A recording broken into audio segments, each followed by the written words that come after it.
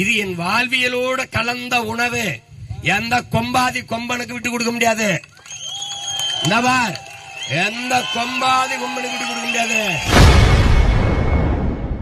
பனையேறுகள் இருக்குபவர்களை எந்த கொம்பாதி கொம்பனாக இருந்தாலும் தடுக்க முடியாது என நாம் தமிழர் கட்சி ஒருங்கிணைப்பாளர் சீமான் அறிவாளை தூக்கி மிரட்டும்படி பேசியிருப்பது கடும் அதிர்ச்சியை ஏற்படுத்தியுள்ளது. ஓங்கு எழில் யானை மிதிப்ப சேராகுமேன்னு சங்க இலக்கியத்துல பாட்டுருக்கு.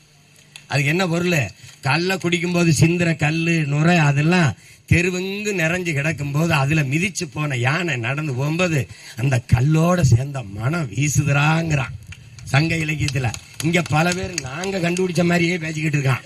அதே அதிகமான அவையும் கல்லுண்டு கொண்டு பேசிக்கொண்டு இருந்தாங்கிறான். இது என் வாழ்வியலோட கலந்த உணவு. எந்த கொம்பாதி கொம்பனுக்கு விட்டு கொடுக்க முடியாது.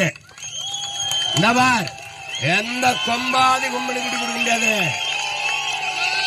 தேவையில்லாத வேலைய பனையர் கல்லறக்கிறவனை கைது செய்தவார் 6 மாசம்தான்.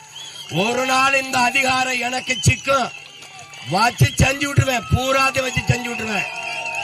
ஆமா, தேவையில்லாது வந்து அவனை வந்து தொடக்கூடாது. நீ இந்த சேட்டையெல்லாம் செய்யக்கூடாது. பூரா இது விவசாயம். பனை தென்னை என்பது விவசாயம். 50-60 ஆண்டு கால பனையை 50 ரூபாய்க்கு விற்கிற அவலம். 50 கோடி பனை இருந்த இடத்துல 5 கோடி பனை தான் இந்த நிலத்தில் இருக்கு. எல்லாத்தையும் அழிஞ்சு போச்சு. 10 கோடி பல கோடி பனை திட்டம், 10 ஆண்டு பசுமை திட்டம் என்ற திட்டத்தை வைத்திருக்கிற ஒரே அரசியல் பேரியக்கம் நாம் தமிழர் கட்சி தான்.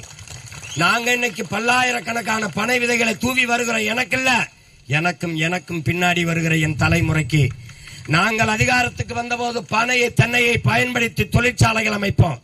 840 பயனை தருகிற உலக உயிர் பனை ஒன்றுதான்.